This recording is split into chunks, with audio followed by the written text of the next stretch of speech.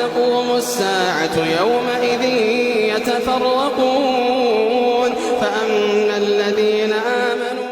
فكيف بك أخي المسلم إذا بعت بالخسران وزلت رجلك عن الصراط ووقعت فيما كنت تخاف منه فلم تشعر إلا والكلاليب قد دخل في جلدك ولحمك فجذبت به وسمعت لنداء النار. يوم نقول لجهنم هل امتلأت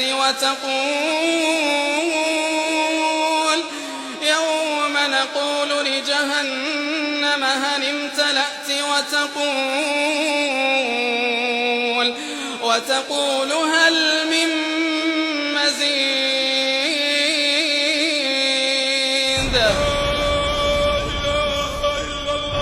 لو تذكرت بعض أقاربك وأصدقائك وقد من الله عليهم بدخول الجنة وزادك ذلك حسرة وأسفا.